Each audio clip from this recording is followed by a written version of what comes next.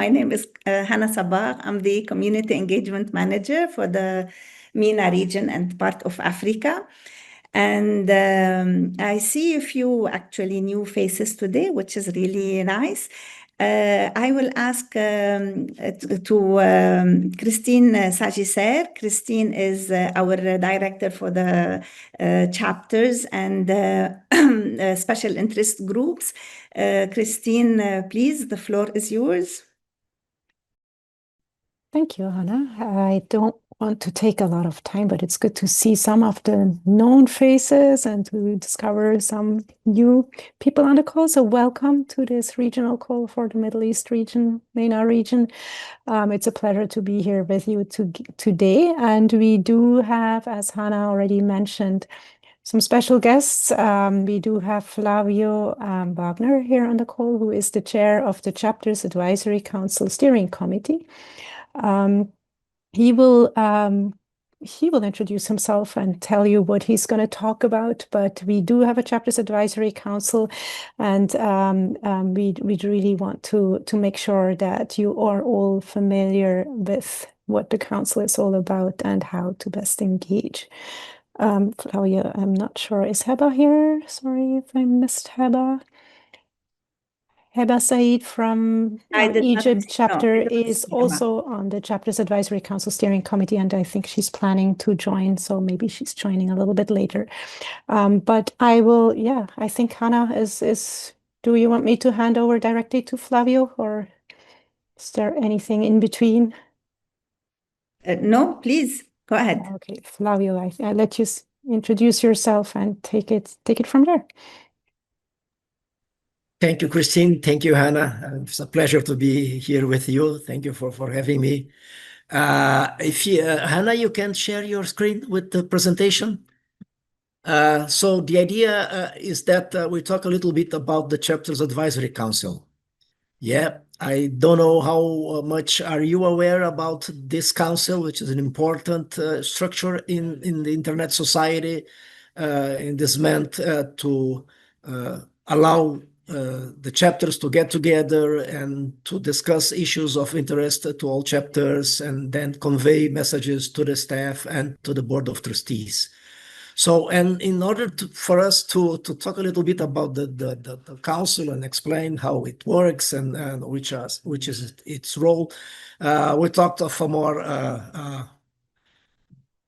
interesting and interactive way of proceeding here, and so you will have a quiz. Next slide, please, Hannah. And then we'll go through a sequence of 6 questions, and for each of them I will present you with 3 possible answers, A, B, or C, and you can maybe answer in the chat so that we see if you are really knowing about the ChAC. So let's then start with the first question. Please, Hannah. So the first question is, what does ChAC stand for? We are used to use only this this short name, ChAC. What does it mean? It's shorter than the affiliate chapters, or is it Chapters Advisory Council or the Chapters Auditing Committee? So what do you think? Which is the correct answer here? I see Antoine and others. You are correct. All of you are answering B, and this is the correct answer. ChAC stands for Chapters Advisory Council. And there is another short name that we use very often, which is ChAC-SC, which stands for the Chapters Advisory Council Steering Committee. And I will talk about the steering committee in a while. So this is the second question. Who are the members of the Chapters Advisory Council? So all the current chapter presidents, we have about 120 chapters around the world in all regions. So which are the members of the council? The presidents of all 120 chapters, or the persons in each chapter that are designated as AMS administrators, which would be option B, or option C, dedicated representatives that are identified by the chapters. So, and I see that many of you are already answering C, and that's correct, yeah. Each chapter is expected to nominate a ChAC representative, and this is the person. It can be one of the board members, it can be any other active member of the chapter, but the people that are designated as ChAC representatives, they then are together in a discussion list, in a community group, and they receive communications about the activities of the Chapters Advisory Council, about the meetings, and have the opportunity to interact with the other ChAC representatives. And it's important that we have all the chapters having a representative nominated. Yeah, you can see in this link all the representatives currently, and from the 120 chapters, that are maybe around 30 chapters that do not have nowadays a representative listed. So we urge all the chapters to nominate a representative. Yeah, please do it because it's important that all the chapters participate in the Chapters Advisory Council, not only in the meetings, but in discussion list and exchange ideas. And remember that apart from allowing this meaningful work of the chapter within the ChAC, having a ChAC representative listed counts toward the end of the year chapter's performance evaluation. That will come soon. Yeah, we are approaching the end of the year, and then all the chapters are asked to have a representative so that this will count for the performance evaluation. Yeah, Christine put here in the chat the direct link to the current list of representatives. So let's go to the third question. Who leads the work of the ChAC?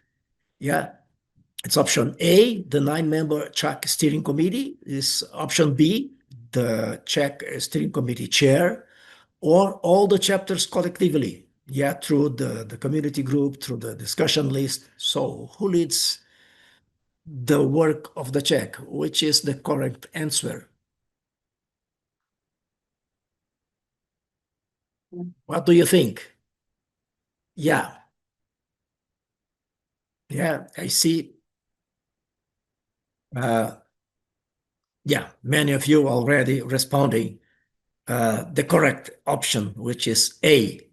Yeah, the steering committee is composed of 9 members, and it leads the ChAC's work. Yeah,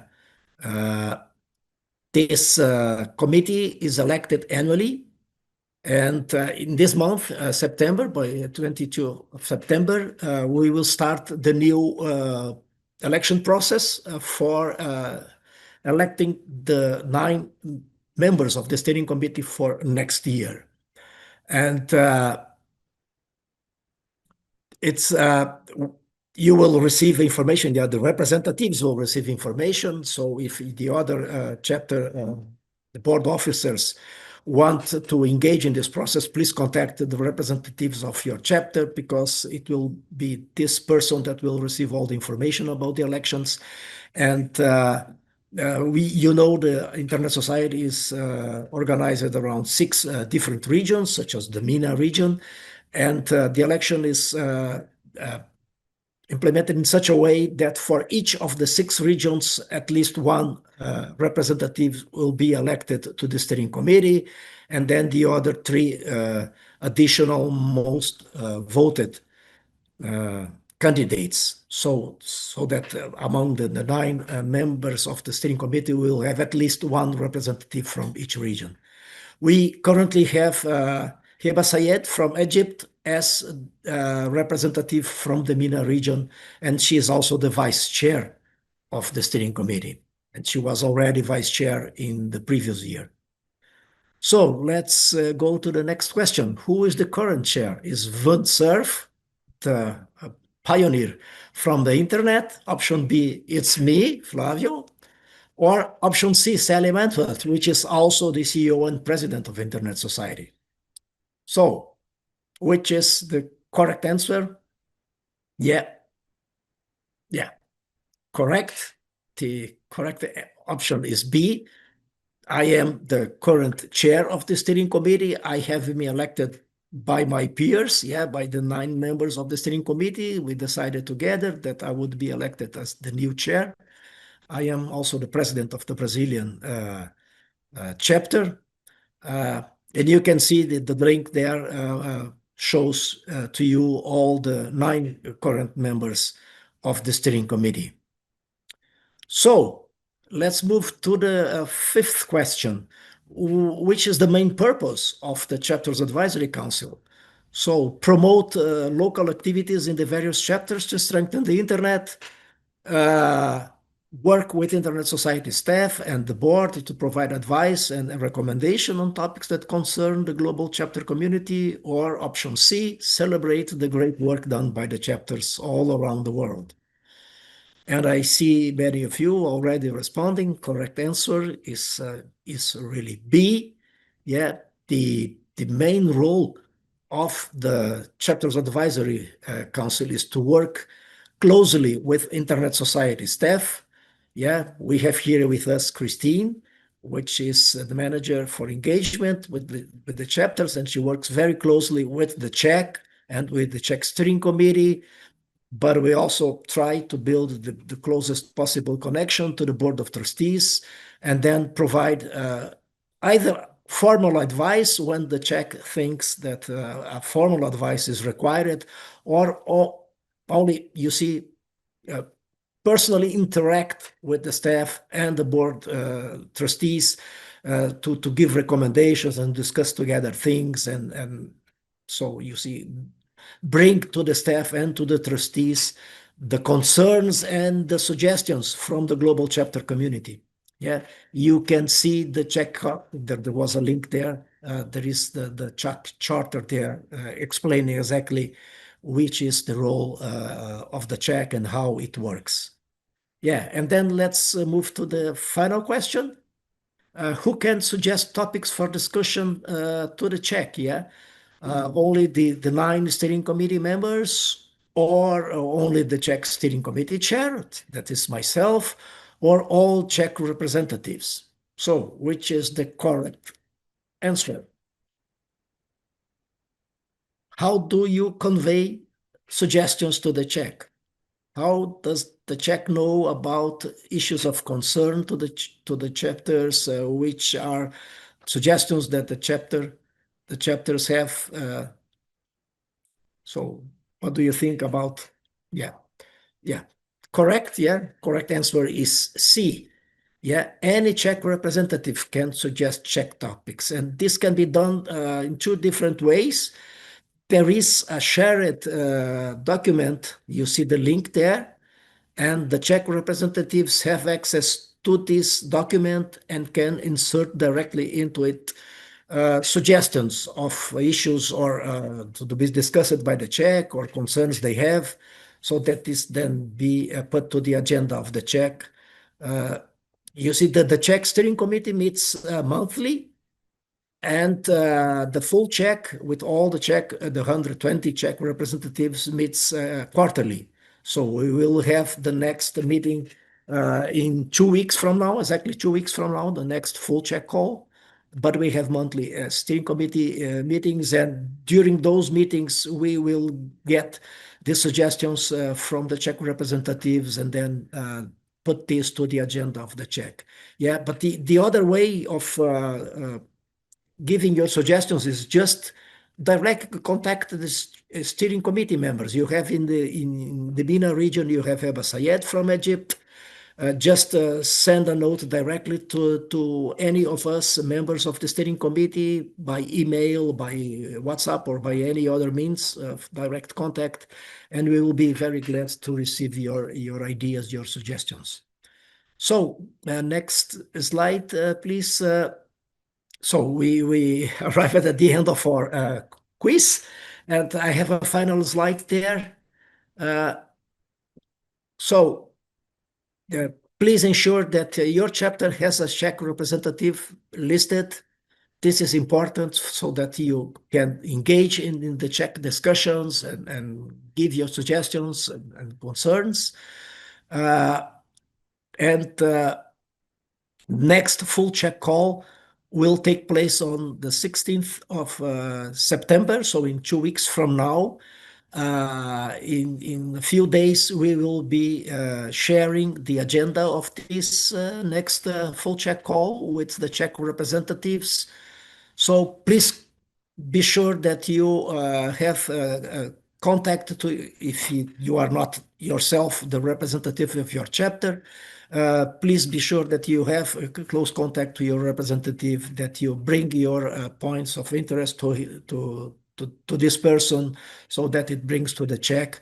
Be sure that this representative will be present in our next full ChAC call. This is an issue of concern for us because we are having a very low participation of chapters in these full ChAC calls, and this is not we would expect yet because we are sure that the chapters have many issues they would like to bring to the attention of the staff, of the board, and the ChAC is a means to do that.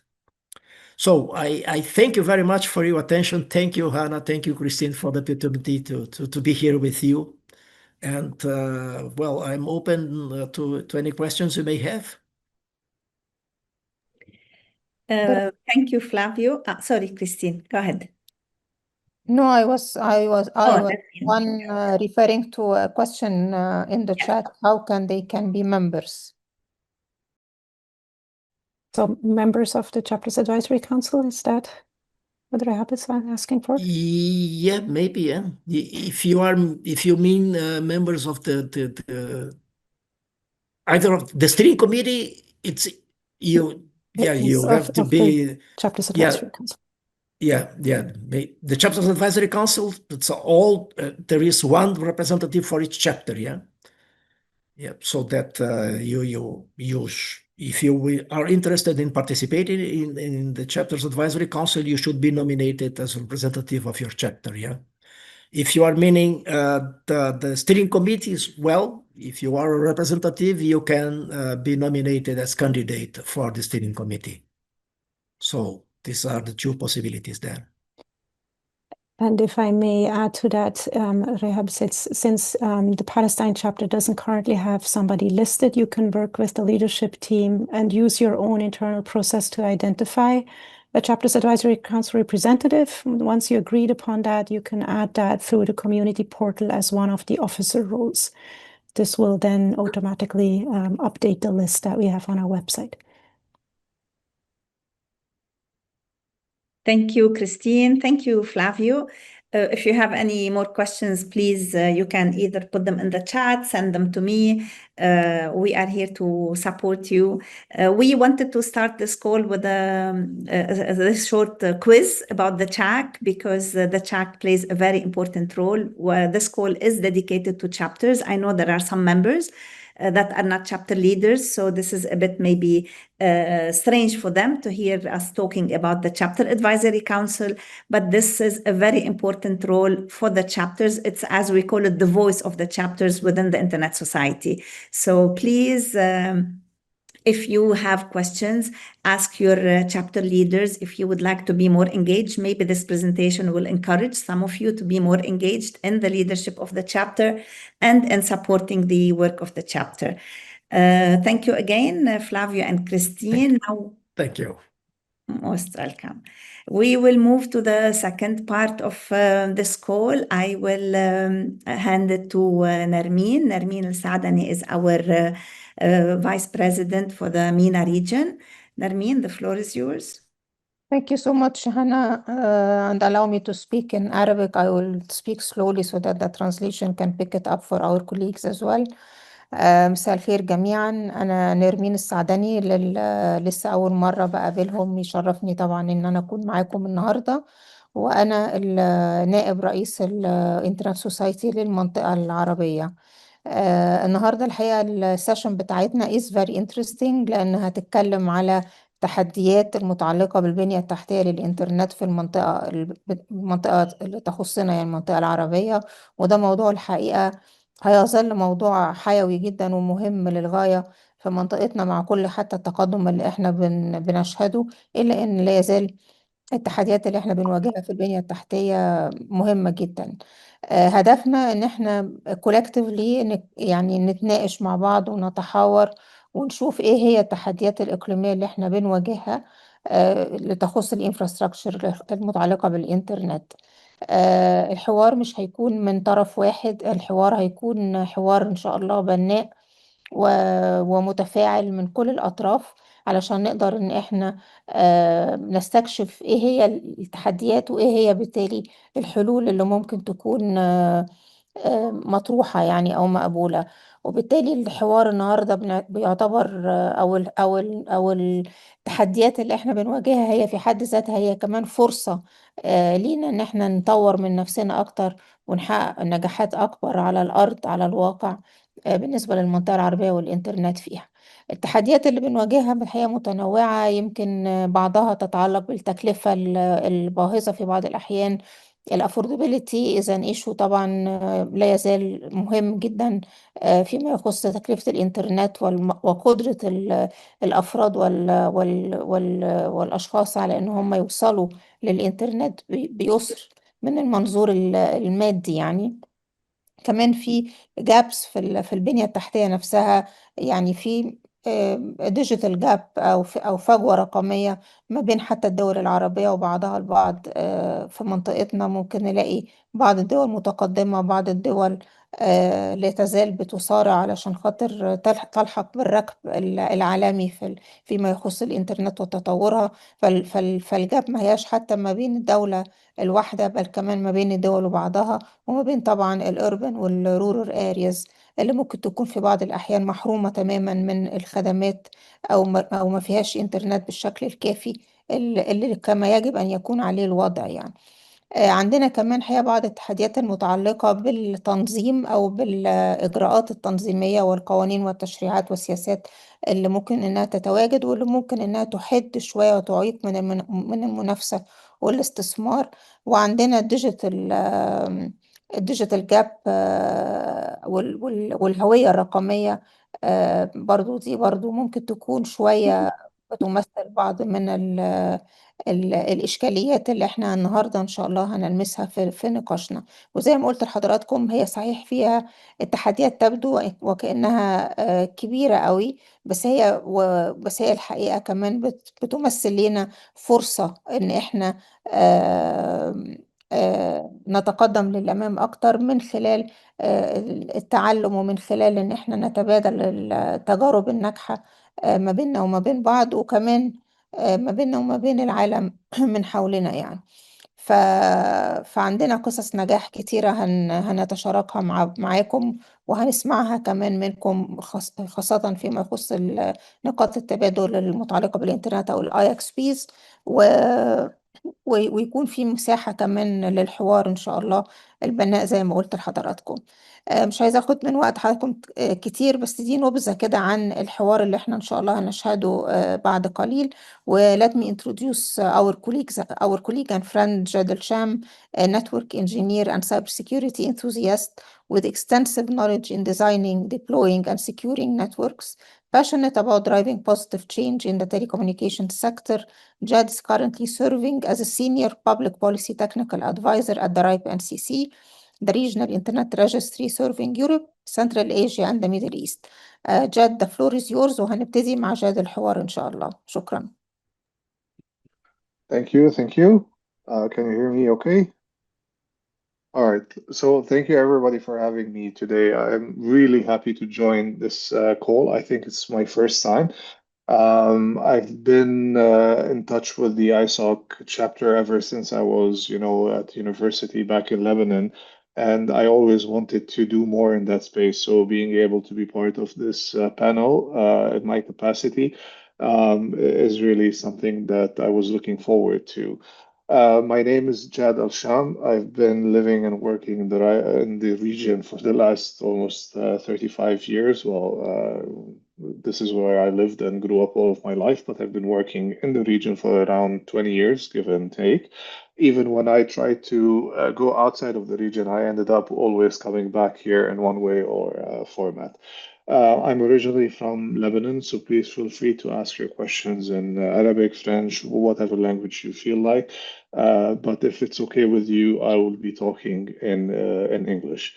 Now, the topic for today's panel is something close to our heart, even to our work at the RIPE NCC. We've been trying to help the communities across our service region, and more specifically in the Middle East, do the step forward, trying to bridge the gaps between the communities, trying to do some knowledge transfers across our service region. So we've been trying to see what might work outside, let's say, and other parts that we cover, and try to see how we can accommodate it for the Middle East. It had been a steep learning curve for us. There are some challenges, but there are also some opportunities. Now, I will not introduce more of this panel. I think Nermine did a wonderful job there, but I do have two notes that I would like to share with you. Um, I'm not always very fond of panels because typically in panels, what I face is confirmation bias. So a speaker would be saying something and then everybody would be nodding their head. Even I find myself, guilty of doing that. I think, and I invite you to challenge everything that I say, that your colleagues say, that Nermine, Hannah, everybody says. The more we challenge ourselves in a respectable manner, the more value we can create for each other. Maybe what I'm saying might be correct in one context, but might not be relevant for you. Please do voice this. The more perspectives that we have, the more angles we cover on the topics, the richer the value would be for everybody. So that's the first note. My second note, and that's also something Nermine pointed out, that in our regions we still have lots of challenges, and we'll be talking about these. But it's also important to celebrate our wins, even the small wins. So if you think there's value in highlighting something, a positive point that your chapter have been doing, that your community has been involved in, that maybe your regulator was involved in, or something that is happening in neighboring country that you see value in transposing to your communities as well, please do stress on these. Now, without any further ado, I would like to ask the other participants of the panel to introduce themselves and your chapter's country. If you can say something very briefly about what the others should know about you and your chapter, this would help us throughout the panel. Thank you, Jad. I will invite Maher Ahmad from Palestine chapter to introduce himself. يعطيكم العافية جميعا. ماهر الأحمد من فلسطين، بالستاين شابتر، فرع بالستاين. أهلا ماهر. تحب تقلنا شيء عن دورك بالشابتر أو مسموع الصوت؟ مسموع الصوت. مسموع. تفضل.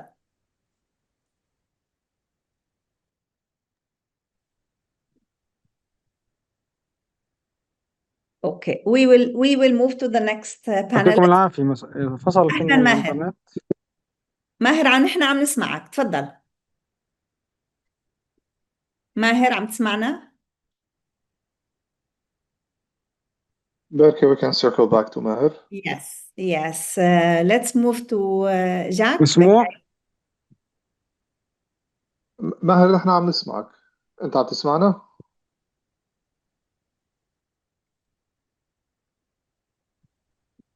Let's move to ChAC and then we'll go back to Maher. ChAC Bakayev. Thank you, ChAC Bakayev from Internet Society Lebanon chapter. I'm actually the chapter secretary, and I'm glad to be here. Also, I'm glad to have most of my fellow colleagues from the Lebanon chapter leaders present here. Thank you. أهلا جاك. رامي الشهايبي من ليبيا. أهلين. أنا رامي الشهيبي Secretary of Libya Chapter، وأنا سعيد جدا بتواجدي مع حضراتكم. This is my first time attending a meeting, a panel discussion on the regional level. Thank you. Thank you رامي. ومعنا طارق مرغاني من السودان. طارق. أهلا، السلام عليكم جميعا. طارق المرغني من السودان، من السودان شابتر. في نفس الوقت طبعا أنا بمثل الجزء التكنيكال في الشابتر، مسؤول عن كل الحاجات التكنيكال، لأنه الشابتر بتاعنا هو في نفس الوقت اللي بيدير الدوت اس دي ريجستري CCTLD بتاع السودان. فأنا responsible for all technical issue and administrative issue in the chapter. شكرا. شكرا طارق. جاد, back to you. sorry, I forgot حنا. Sorry. Okay. we'll go back to ماهر. بس معنا كمان from Internet Society حنا قريتم. حنا. مرحبا، أنا حنا قريتم مع الإنترنت سوسايتي، بشتغل في اللي لها علاقة في الإنترنت انفراستراكشر، البنى التحتية، بدلات الإنترنت وقياسات الإنترنت. Okay, Jad, you can take it from there. Okay, بس بدي ارجع اشوف اذا ماهر is back online with us. ماهر سمعنا. موجود. انا الفتره اللي انا بدي احكي فيها فصل، ما بعرف شو صار، عندي مشكله. ولا لكن اهلا وسهلا فيكم، تشرفنا في الجميع، ويعني والكل كثير رائع ومهم للمنطقه كلها بشكل عام. انا ماهر الأحمد من فلسطين، فرع البلسطين شابتر، عضو في الممبرز اوف البلسطين شابتر. شكرا للجميع، اهلا وسهلا. Okay. Thank you everybody for introducing themselves. Hannah, maybe I can ask you to play the role of timekeeper. This is a topic that I can talk for days around, so and I will talk a lot. So please try to guide us through the timelines. طيب, without further ado, I would like to start by asking a question for everybody. A couple of years ago, during our work at the RIPE NCC, we tried to study and do an analysis for the interconnection landscape in the Middle East. One of the things that I found out during my analysis is that even though the outcomes, المشاكل in the countries were very similar in terms of العوارض, like what is the problem, the underlying causes might be very different. Yani, for example, in some of our countries, the ICT sector is heavily regulated. In some other places, it's loosely democratized. In some other places, it's a monopoly or duopoly. But every time we saw common problems, right? So based on this, my first question for everybody is that if you put the most common obstacles and challenges that you're facing, such as infrastructure or cost or availability of the services, what are, in your opinion, the biggest regulatory hurdles or, let's say, policy challenges? Is it something legal? Is it something purely technical that is limiting the growth of the internet infrastructure inside your countries? Maher, عم شوف ضوء الاسم عندك. Would you like to start? Okay, عبد الرحمن. شكرا جزيلا جاد، شكرا جزيلا لكل المتحدثين. Thank you very much, and I will start in English, then I will switch in Arabic because I like to speak in Arabic. It's my first language. في الحقيقة شكرا لأنه أنت تطرقت للتقرير تبع الرايب NCC. التقرير تقريبا ذكر أنه معظم الدول العربية كانت يعني عندها عجز في الاي بي، الانترنت اكسشينج بوينت، الاي اكس بيز، وكمان عندها مشكله في باك بوم باك ابس خاص بالانترنت، يعني معظم الدول العربيه. احنا في اليمن مؤخرا شهدنا او لازلنا نشهد موجه عنيفه من السايبر اتاكس، من الهجمات السيبرانيه. تقريبا استهدفت معظم المنشآت المدنية، الأنظمة المدنية، أنظمة المياه، أنظمة الموانئ، المطارات، المستشفيات. كثير من الأنظمة تأثرت بالهجمة. وأعتقد لا يخفى على البعض ما حدث أيضا في مصر من مشكلة أثناء حريق رمسيس. أنا أتوقع أنه المشكلة اللي تعاني منها بلداننا، يعني مثلا عندنا في اليمن أو معظم البلدان، هي السنتراليزيشن. يعني اتضح أنه المشكلة مش تكنيكال فقط فيما يخص الانفراستراكشر تبع الإنترنت، ولكن عندنا مشكلة في الحوكمة، في إدارة البنية التحتية للإنترنت. عندنا نوع من المونوبولي أو الاحتكارية في أنظمة الاتصالات والإنترنت في دولنا العربية للأسف. عندنا في اليمن مثلا الهجمة الأخيرة استهدفت شركة الاتصالات يمن نت، وهي المزود الوحيد للإنترنت عبر الخطوط الأرضية. فبالتالي تأثرت شريحة كبيرة من المستفيدين أو المستخدمين. وأعتقد أنه موضوع السايبر ويرفير أصبحت ترند في المنطقة، يعني كل الدول تقريبا نتيجة للاضطرابات اللي حصلت كل الدول بدأت تعاني من هذه الهجمات الإلكترونية. فأنا أتوقع أو أعتقد أو أطالب بأنه موضوع تحييد الإنترنت والاتصالات كبنية تحتية من الاستغلال أو الاستهداف أثناء الصراعات، مسألة لا مركزية الإنترنت في بنية الانفراستراكشر وإشراك كل القطاعات، القطاع الخاص والأكاديمي، وفتح باب الاستثمار وإنهاء الاحتكارية، وتوسيع موضوع الاي اكس بيز، وايجاد بدائل للباك بونز في حاله انه صار عندي اي كريتيكال، قد تكون حتى كوارث طبيعيه، انه لا احافظ على اتصالي بالانترنت. اضافه الى تاهيل الكوادر والمختصين في ديجيتال جاب، ذكرت نرمين، في ديجيتال جاب كثير الان، مش بس بين الناس، حتى في التكنيكال كوميونتي في ديجيتال جاب كبيره بين ما هو حاصل الان وبينما بعض المزودي خدمات الانترنت. وأكون يعني واضحا عندنا في اليمن في فجوه اعتقد بين ما هو الان حاصل في عالم التكنولوجيا وبين ما هو يطبق حاليا. يعني هذه نبذه صغيره، واتمنى ان لا اكون اطلت في الحديث. شكرا. عبد الرحمن, thank you for bringing this topic. إذا بدي أختصرها فيني أختصرها بكلمة واحدة اللي هي resiliency. While our networks might be working, we do lack a lot of resiliency بالمنطقة، إن كان من خلال الانفراستراكشر الباك-بون يلي ذكرتها كمان عبد الرحمن، أو international connectivity. We are very reliant on a very few providers that connect the region to the internet. إن كان في الكيبل لاندنج stations. This resiliency يلي ناقصة بالمنطقة. I will take what you just said عبد الرحمن and do one step behind and ask, is it something that is related to political regulations, to legislative frameworks? I will throw this a little bit on Jack Sadina, so I can put him a little bit under the spotlight. I know that in Lebanon, for example, limiting the growth of the internet can be done in many ways. For example, it could be that we limit مين له حق يعرض خدمات الإنترنت, but بالمقابل كمان there are digital laws that should be there to regulate what kind of activities that can be done on the internet. And this is something that might be missing in our region.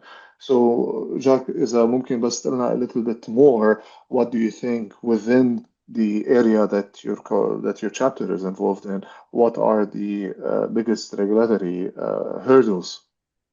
Yes, thank you, Jad. But allow me before moving forward that I shared on the chat the link for Pulse.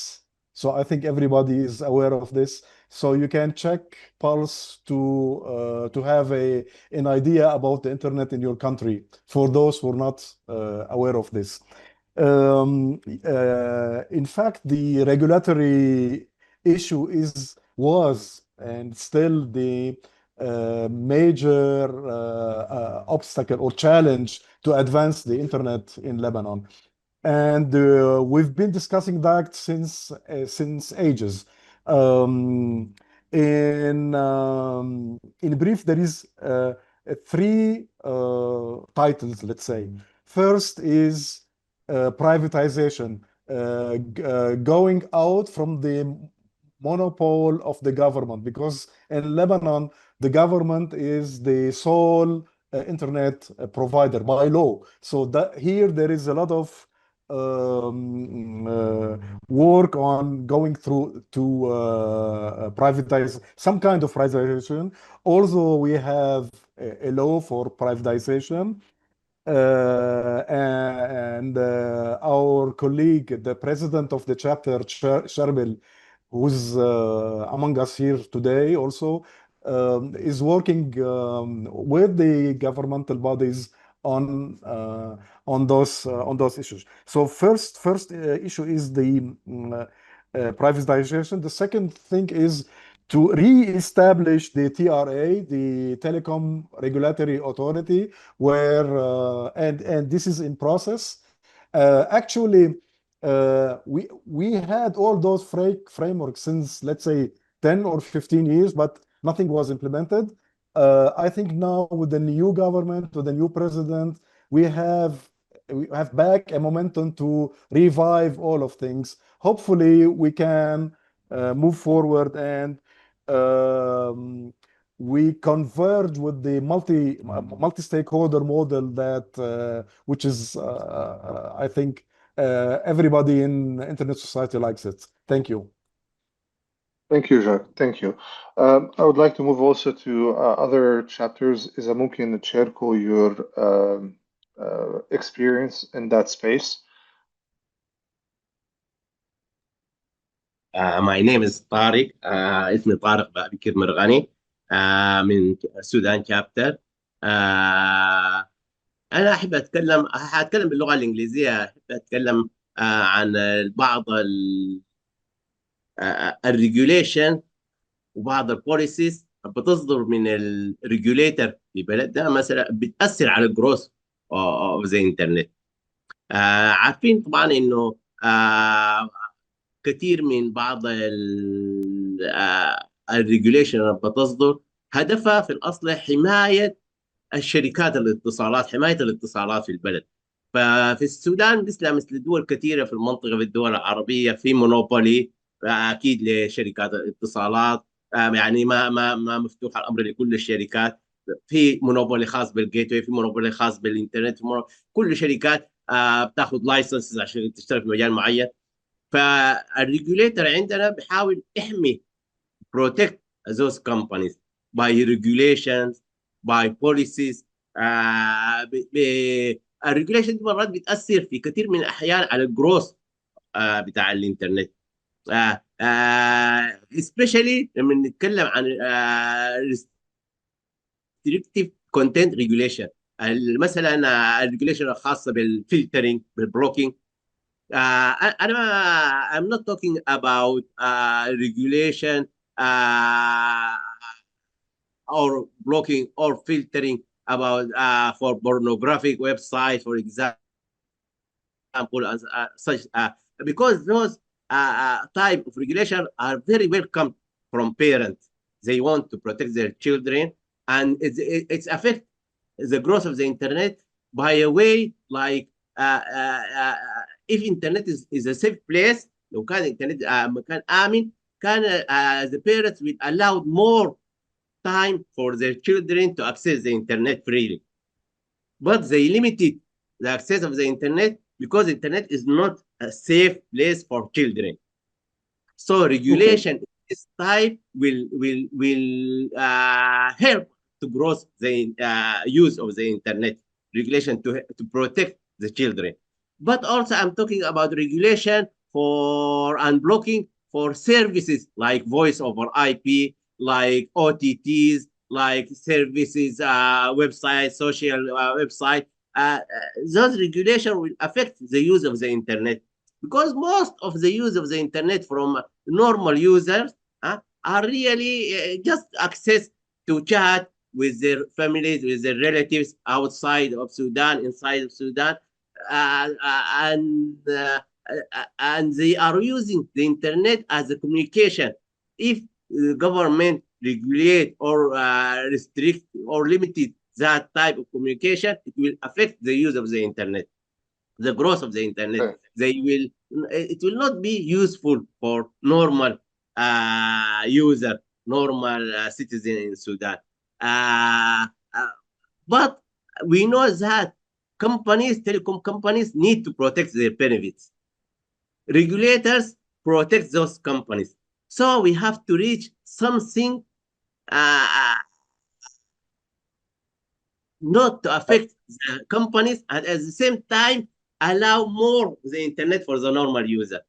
And I think they are trying to work to reach such win-win situation to allow OTT services, for example, by doing some payment, some compensation for the companies or something like that.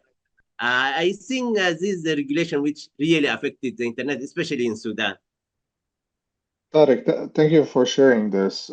You did bring an important topic, which is filtering and so on, and this is something that I would like to circle back later on. I would like to hear from ISOC Palestine if you are facing. I know that you guys are facing lots of challenges within your work, but from a regulatory perspective, is there something that you guys are facing that was not highlighted earlier that is preventing your work? Let me put it this way. A question for me or for Maher? For representatives of ISOC, but I see that Rehab has her hand up, so we'll go with ladies first. أحكي أنا ولا أنا رحاب العمور من جمعية التعاون في محافظة سلفيت في فلسطين. إحنا جمعية نسوية وبنستهدف الفئات المهمشة من النساء والأطفال والشباب وذوي الإعاقة. إحنا في منطقة مهمشة جدا في محافظة سلفيت، وهي أكثر المحافظات فيها مستوطنات، أو هي أكبر بؤرة استيطانية في الضفة الغربية. بصراحة أنا أول شيء سعيدة جدا بأنه أكون في أول لقاء في الجروب. وأنا تعرفت على الإنترنت سوسيتي من خلال تقديمي لمشروع، أو للأسف ما حالفنا الحظ اعتذرت لهذا المشروع، وكان بيحكي عن كيف إحنا نوفر للفئات المهمشة الإنترنت الآمن. أول شيء بدي أجاوب على السؤال اللي تفضلت فيه أستاذ جاد.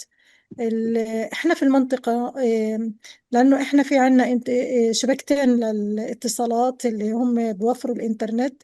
هي الشبكة الفلسطينية والشبكة الإسرائيلية، أو الشبكات الإسرائيلية اللي هي بتعطي عدة قنوات من الإنترنت اللي بتكون قريبة على المستوطنات أو على منطقة الداخل اللي هي فلسطين الداخل المحتلة. وعندنا شركة الاتصالات اللي هي بتتمركز في رام الله، وبتعطي كل الضفة والوطن. وهذا الحصول على الإنترنت إحنا بكون يعني منقسم، في البعض بيكون عنده إنترنت من خلال الشبكات الإسرائيلية، والبعض بيكون عنده إنترنت من الشبكة الفلسطينية، أو اللي هي شبكة الاتصالات الفلسطينية. لكن هون في بيكون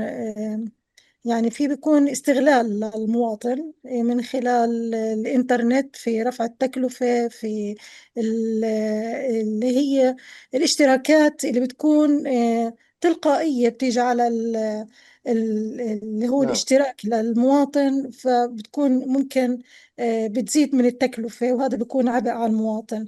وبعض الأحيان إنها بتتقاطع مع الشبكات الإسرائيلية، وبصير في إنه حتى وجود الإنترنت في منطقة معينة بيكون متداخل، يعني إنه مرة بيفصل ومرة بيعطي، فبكون مش جودة الحصول على الإنترنت أوكي. ما بتكون جيدة، لأنه في تداخل في الشبكات. فأنا كنت بحكي إنه إحنا طالما وجودنا في منطقة في محافظة سلفيت، وإحنا موجودين في فلسطين، وإحنا في عنا خصوصية في المنطقة وخصوصية في الدولة، أو في الضفة الغربية، أو في منطقتنا من نزاعات ومن آثار على الاحتلال. كل هذا بيأثر على وجود المواطن وعلى استمراره وعلى صموده.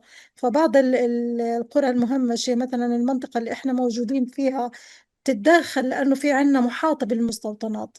هاي المستوطنات بتفصل الخط الرئيسي اللي هو يعني احنا لو انا شابك من جوالي اللي هي الخط الاتصالات الفلسطينية، اذا كنت بدي احكي تليفون او بدي اشترك في انترنت، اذا دخلت على المنطقة الإسرائيلية هون بيفصل، يعني انه بصير في عنا مشكل. فكانت رهاب الفكرة انه كيف احنا نوفر انترنت آمن لهاي المنطقة، لانه فيها خصوصية عالية جدا. نعم يعطيكم. رهاب thank you for sharing this. وخليني انا انطلق من بحب المشروع. يعطيكم ايه ما العافيه.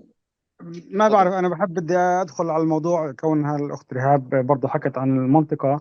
نعم احنا يعني بشكل عام فلسطين كبنيه تحتيه يعني لا بأس فيها، ولكن احنا يعني زي ما احنا ذكرنا قبل شوي او حكت الاخت رحاب، انه احنا من عندنا يعني مزود الانترنت بيكون اما شركات فلسطينيه او شركات اسرائيليه.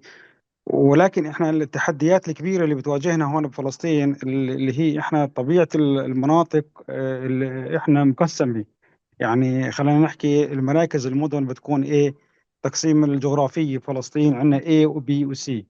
هلا احنا ايه اللي هي بتكون خاضعه هاي للسلطه، او انه يعني احنا عندنا القدره انه احنا نبني شبكاتنا ونحط الابراج في هاي المناطق. وهي المنطقه ايه يعني مساحتها قليله جدا بالنسبه للمساحه الكليه يعني في فلسطين. المناطق البي اللي هي احنا بنكون اداريا تابعين إنها، بس عسكريا ما لنا علاقة، أو إنه ما يعني بحق لنا إن إحنا يعني نمارس أعمالنا فيها بحرية كاملة.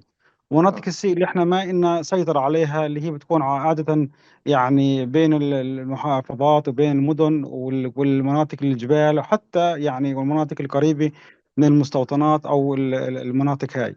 فبالتالي احنا بتصير عندنا مشكله انه احنا لما نحط، احنا لما نستخدم برج ونحط للانترنت او الاتصالات او لاي شيء يعني من شانه انه احنا ننشر الانترنت، خاصه في المناطق المهمشه والقريبه من المستوطنات. فمرات بيكونش عندنا سيطره ان احنا يعني نوفر حتى الاشياء الاساسيه، يعني سواء الكهرباء او غيره، او انه حتى عمال الصيانه لما يصير في خلل يعني بدهم بحاجه مرات لتنسيق حتى يعني يصلوا هاي المنطقة، أو إنه يعني يقدروا إنه يعني يعملوا الصيانة اللازمة.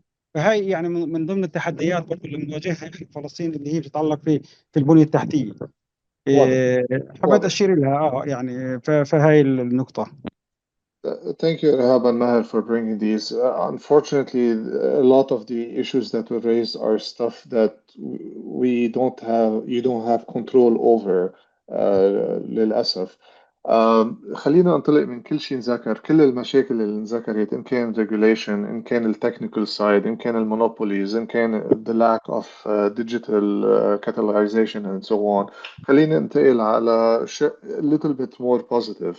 بدي أسأل كل ال ISOC chapters representatives if you can highlight a positive initiative that your chapter has led in the last few years. Something that maybe سمعتوا حدا from your colleagues saying we have this issue. Um, how did you address it in your country? What are the lessons learned? What can you advise your colleagues? وبنفس الوقت بدي أسألكم كمان تطلعوا على النيبرز تبعولكم so have a healthy competition. هل شيء صار بالأردن، بالمصر، بفلسطين، باليمن، بالسودان ممكن مثلا بيعيسوك لبنان تستفيدوا منهم؟ إذا ممكن تعرضوا هذا الشيء بس بشكل مقتضب، لأنه عم شوف حالنا عم raising the clock from time to time. So I'll put Jack again on the stand. Sorry, Jack. بتلومني بعدين. Thank you. So, fortunately, we have a lot to talk about. Our biggest experience was the transition of the .lb country code to the management of the Internet Society Lebanon chapter. So this was one of the biggest positive things that we achieved. And let me say that we couldn't have done this without the support of Internet Society and Internet Society Foundation first, because they provided some funding to move in the transition. And second, we learned from other chapters.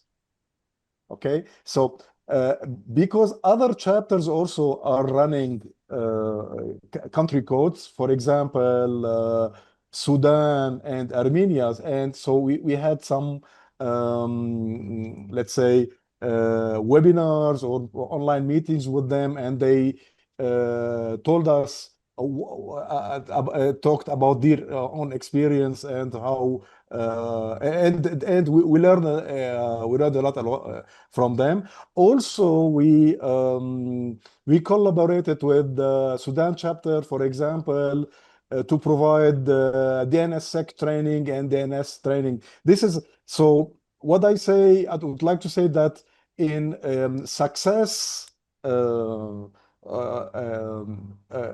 the chapter relies on two things. First, the support of the Internet Society Foundation, and second, the technical support or ideas or know-how from other chapters. Thank you. Thank you, Jacques. Thank you. You did mention something about ISOC Sudan capacity building. Hatta I was involved in some sort of capacity building in Sudan. I know that the guys are very active in that sort.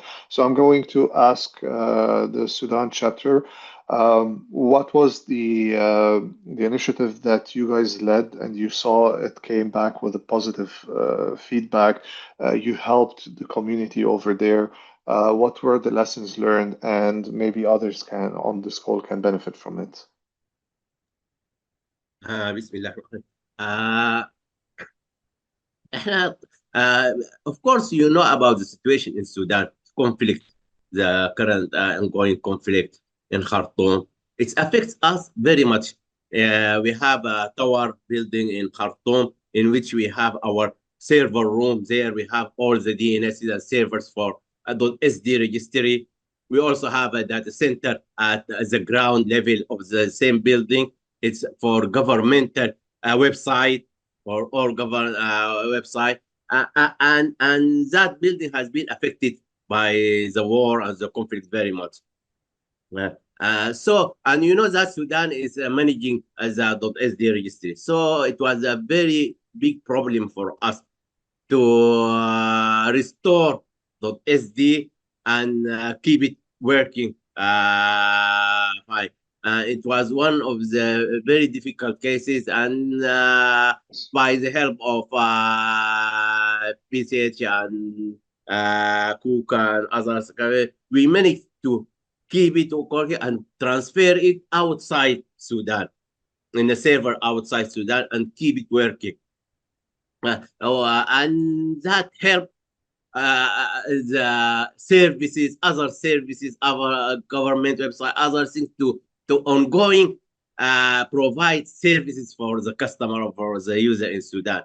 And it was a very difficult job, and it was a very success story. I think it's the most important one we have did. Another thing also is we help with SDNOG and other entities in Sudan to provide an outside Sudan a small data center with the servers, with other IP address. We know that Sudan have their own range, not from the of course from Afrinic, because we are in Africa. We get our range from Afrinic, and we direct this range to this new data center, and we have to building it to provide that new data center for the government website. So now most of the government working from our new data center, which is a chapter help in building it. So I think these are the two most successful help the society, help the internet society in Sudan. Thank you, Tariq. Thank you, Tariq. Maybe I'll also use what you said and ask the others. Do you see more room for local ISOC chapters to assume the management or the operations of critical infrastructure? Do you see a bigger role in that space? Or do you see acting more behind the scenes to push for regulatory oversight, Earlier, it was mentioned that the regulations were a hurdle. So where do you see your activity being geared in the future? More behind the technical scenes or more behind the regulatory frameworks? So this is a question for everyone as well. Okay, can I speak for Libya? Oh, Rami. please. تفضل رامي تفضل. Okay, so I'm just going to link the previous question with this question also. The issue was that Libya had first regulated its telecommunication sector in 2010, and there was an uprising following that year, and then that was the year that we had access to free open internet in 2011. It was heavily regulated, and it's there's a monopoly of two companies that are state-owned, and one was very expensive and the other one was very bad. The coverage infrastructure of these two companies covered 20% of the area of Libya. But luckily, I wouldn't say luckily, but the case was 80% of the population lived within these 20% areas, which is usually on the north of the country. So the rest of the country has no internet connection or very bad connection. Then the regulation did not keep up, rather than the investment also did not keep up because of the instability in political situation in Libya and the parliament issue with legitimacy since 2013. And then for the past 10 so years, there has been investment by government in and out, but there hasn't been a well studied way of improving the infrastructure and serving the public. There has not been a feedback from the civilians on this, and luckily that's where the ISOC chapter comes in for Libya, and it brought in all the actors and activists working on in this field for a longer time. We have some superheroes. We have Amin Saleh working with the government, trying to push them to change policies or improve their use of digital tools, using the internet, using the emails. I mean, the government doesn't even, most of the government officials don't use emails. They still use WhatsApp or just text messages. So they still are not up to date with the use of technology resources. So, and others working on policy briefs and policy analysis, such as Anir, and working on the issues of disinformation, cybersecurity, and all that areas, and trying to bring the government into discussions because the government was basically not interested in involving anyone outside the officials and the government itself. And then now we're trying to bring together actors from the private sector, the civil society space, and this has been very successful, at least to introduce that there are solutions that can be brought by others, and there are initiatives that have been launched since these cooperation have been happening. So I think being in charge of infrastructure in Libya, that's not possible because Libya is still very closed when it comes to regulation and who is in control of key infrastructures, because this is viewed from a security perspective as a sovereignty. And it would not be allowed for public for the public or the private sector or civil society as well. But at least we are in the conversation now, so we can discuss and push for better regulations at this stage. This is the best how we can do. Thank you, Rami. So I see that you guys have a bigger role in terms of capacity building and bringing the knowledge to Libya to discuss the best practices and so on. Abdulrahman, you're next, but please, I'm going to ask all the speakers to be very concise because we're tight on time. Okay, thank you so much, Abdulrahman Abu Talib from Yemen chapter. I believe that in the dark night there is a kind of light, so I will try to answer your last two questions. Yemen chapter, they try to do their best in regardless of the difficult situation that we are living in Yemen. So Yemen chapter, they were part of the process of forming the first, let's see, the draft of cybersecurity document that, as a result of the cybersecurity forum that happened in Yemen a few years ago. And that was a big step because in Yemen we have a lack of legislative framework. We don't have enough regulations or law that organize the digital landscape or internet landscape in Yemen. So that document was very, very important. And I think they tried in the last 2 years to do a lot of workshops about the cybersecurity, about the digital safety. They had 2 times like a remote hub with RIPE NCC. And I think I met Jad and Dr. Shafiq, and we talk about the capacity building that dedicated for Yemeni community, technical community, especially in the internet providers. And what I think that it is important for us, because in our country, in our situation, it is difficult to reach capacity building programs. The opportunity is very limited. So I hope that ISOC or RIPE NCC or any stakeholder or players in the internet landscape can give some exceptional opportunities for Yemeni members or for technical members in our community. And ISOC Yemen chapter recently, they tried to introduce the learning academy, the learning platform or portal of the both RIPE and Internet Society to the members and to the digital community in general. This is one step of what they try to do. So this is in abstract. Thank you so much. Thank you, Abdulrahman. And of course, if we can help, I can speak on behalf of ISOC also as well in this sense. If we can help, we'd be more than happy to help. Jack, before I pass the ball to you, I'm going to ask Ahmad from ISOC Palestine to share his thoughts with us. But Ahmad, also please be concise.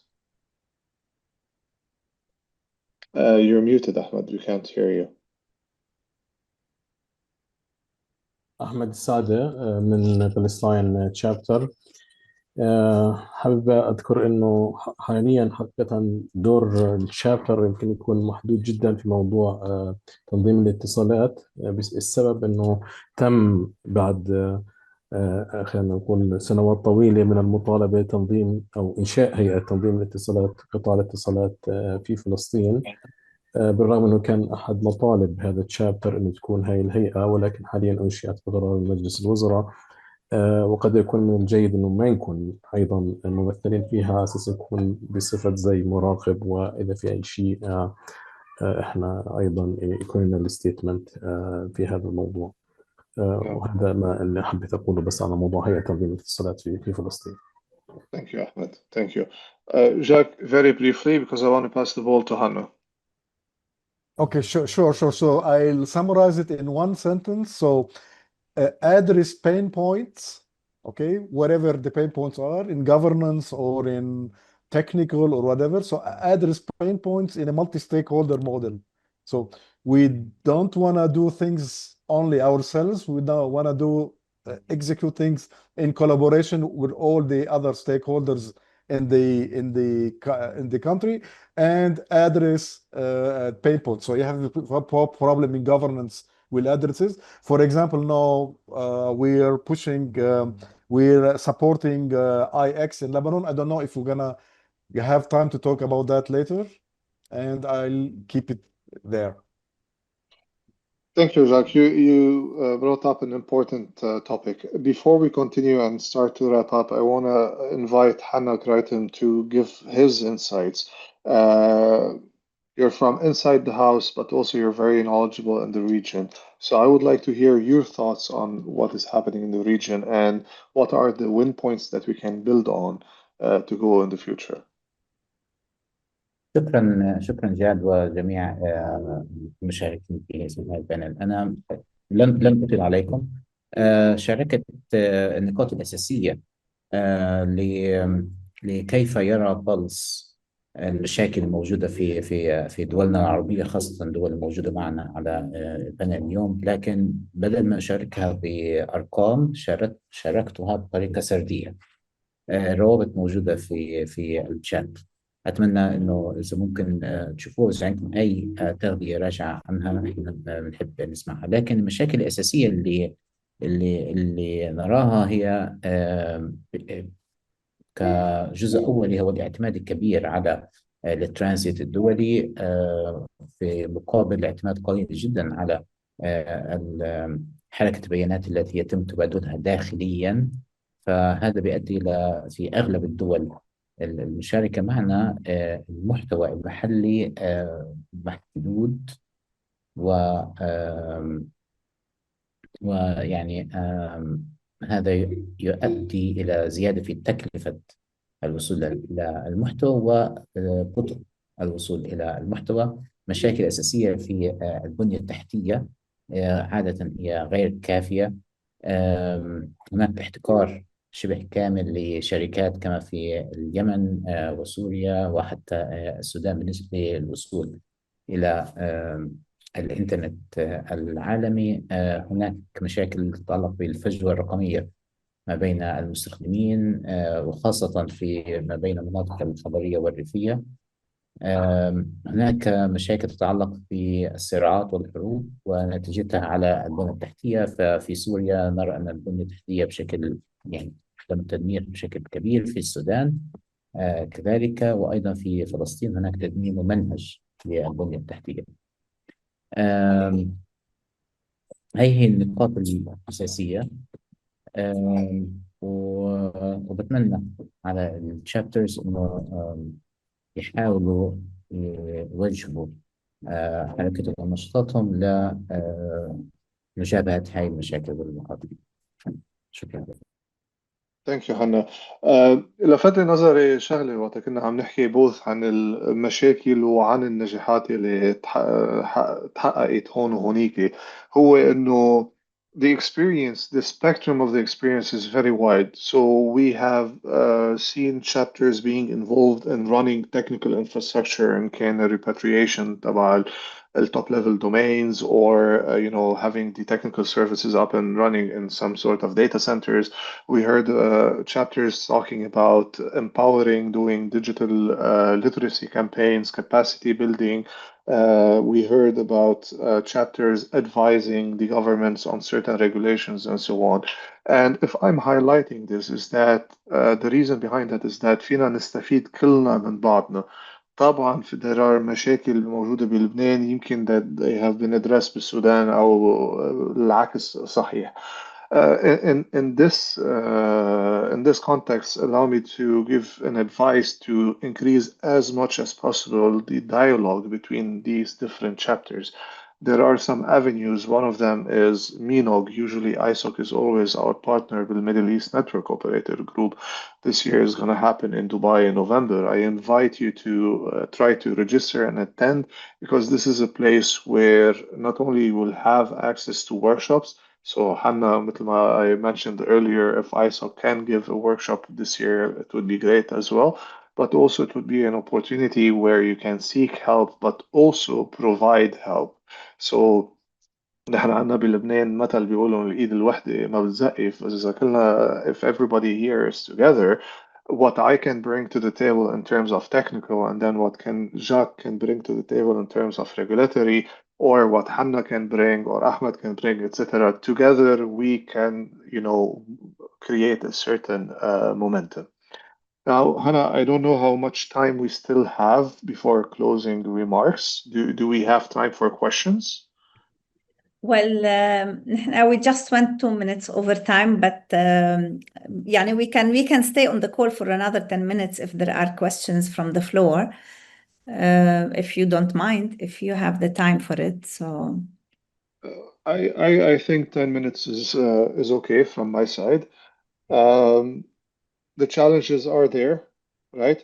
The opportunities are there, and chances are the efforts that you are going to put, somebody else is thinking about it at the same time or have done it before. So joining forces is beneficial for everybody. I will stop here and open the floor for questions if there are any.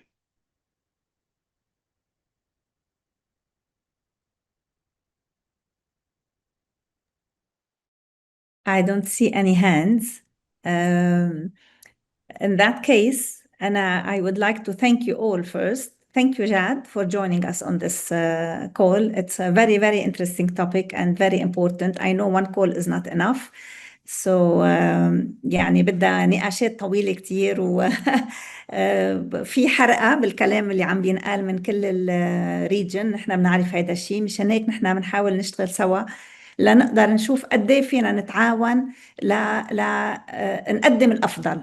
ونحن كانترنت سوسايتي موجودين هون لا بالمشاركه مع التشابترز اللي عنا اياهم، لا نشوف شو هي المشاريع اللي ممكن تتنفذ على الارض لتقدر تدعم البنيه التحتيه للانترنت بالمنطقه.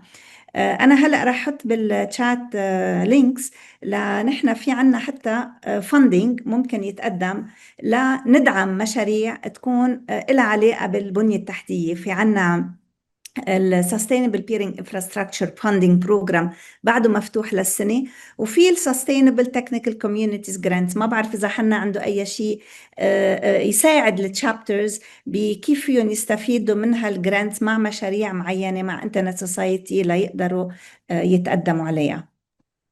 بس سريعا جدا، الخط الأول هو ال SPI أو ال Sustainable Peering Infrastructure، مفتوح ليومين كمان، ضايل بس يومين.